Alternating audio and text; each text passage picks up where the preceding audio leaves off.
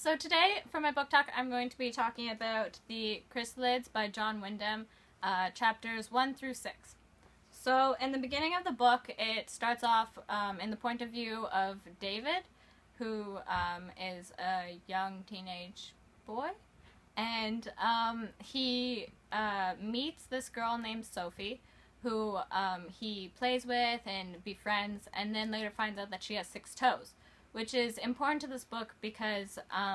everybody in the society is supposed to be a true image of God, and they must have only 2 legs or only 2 arms and be perfect. So for this girl to have 6 toes, it's considered a deviation from the true image of God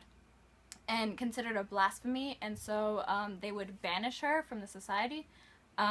So throughout the book,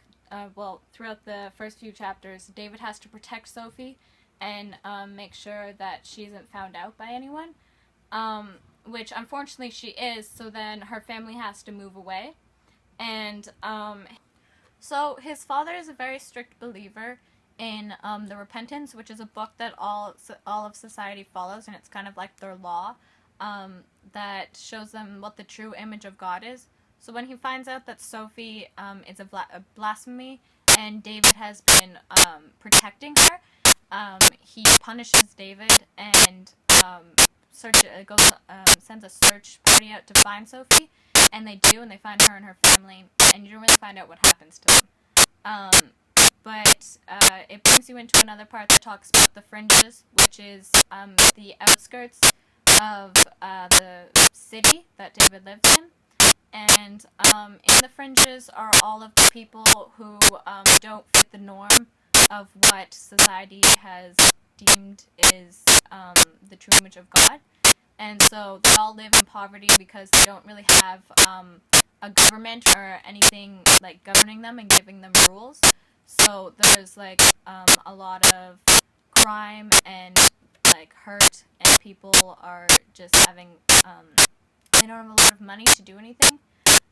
So in the fringes, sometimes they come into populated cities and they try and steal food so that they can survive. And in one of these ambushes, the people of Waknook, which is where David lives,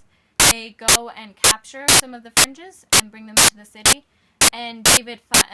goes to talk to one of the people who are captured, and in this scene it shows that the person from the fringes is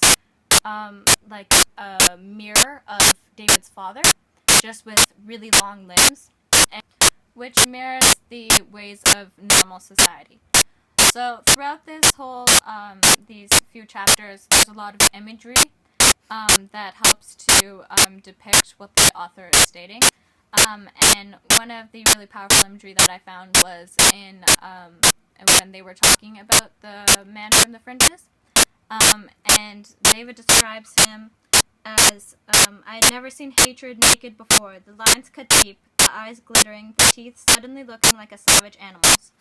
This shows how like scary and gruff the people from the fringes were, and how people from normal society didn't know how to